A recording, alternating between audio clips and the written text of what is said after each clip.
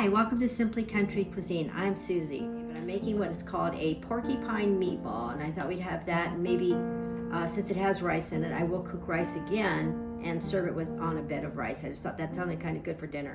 So what we're gonna do is I'm gonna start out with, I got a good ground chuck from H-E-B this morning, and I'm gonna start with about a pound. All right, and I'm going to add to this 2 cups of rice.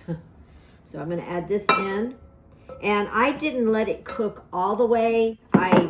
It's still just got a little tiny bite to it because it's gonna finish cooking it in the oven, and I didn't want it to be real gummy.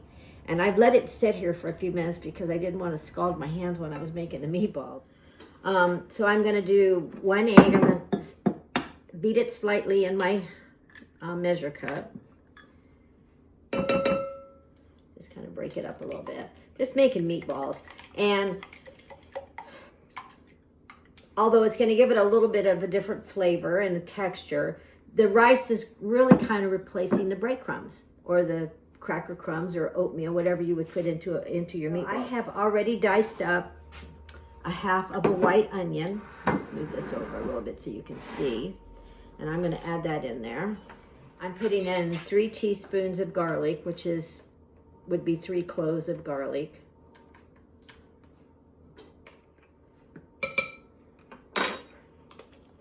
About a half a teaspoon of Italian seasoning. Just use my hand on that.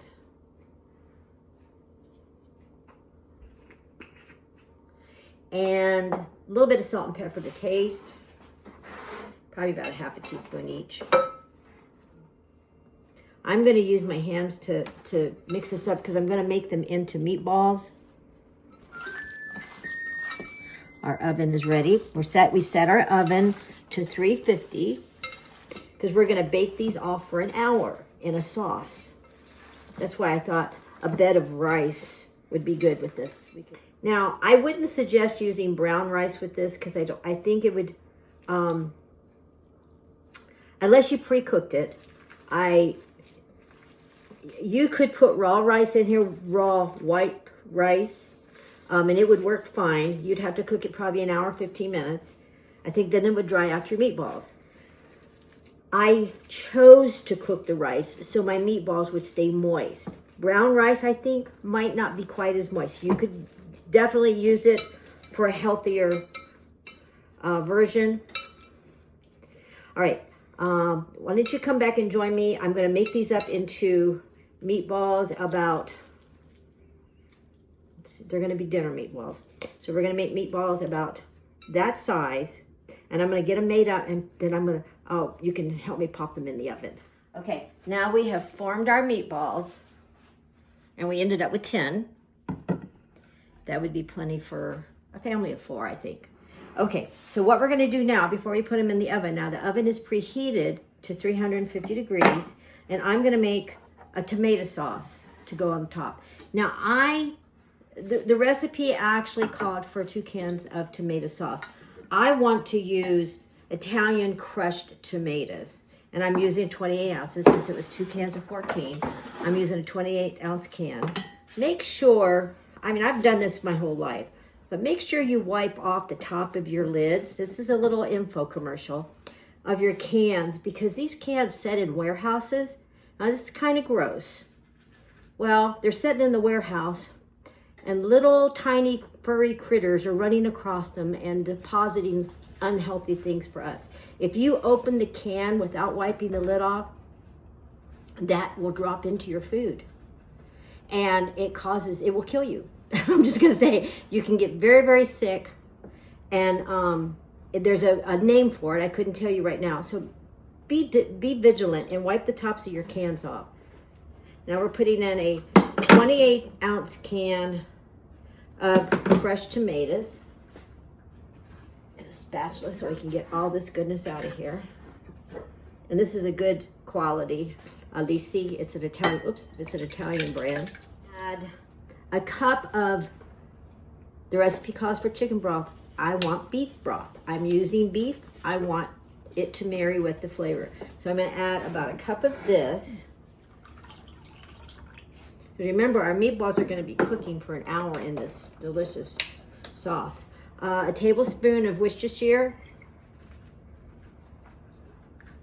I am adding probably about a half a teaspoon of onion powder. And I'm going to do the same with garlic powder, about a half a teaspoon of garlic powder. I'm also, even though the recipe has not called for it, I'm going to put in about a teaspoon of Italian seasoning. Now, the recipe does call for a teaspoon of packed brown sugar.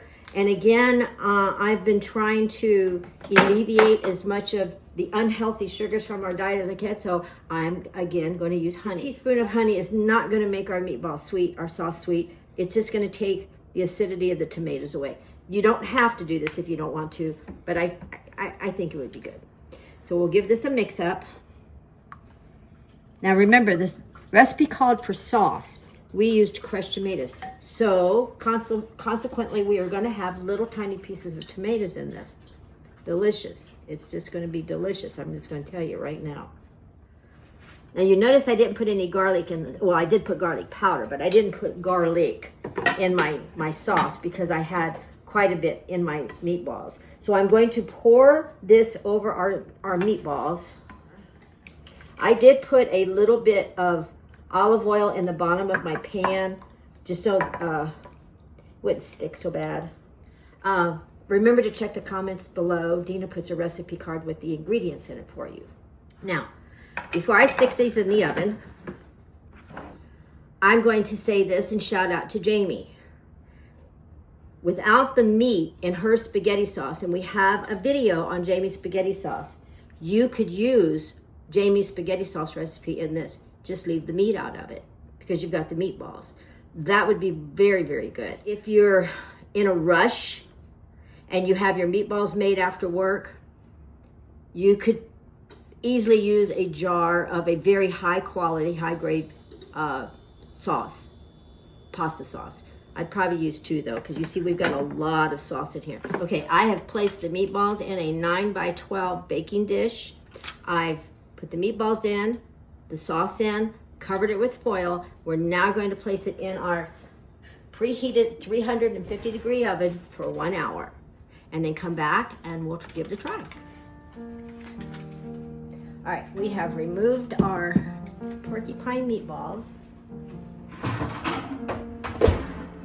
from the oven. Now we're gonna get a steam bath.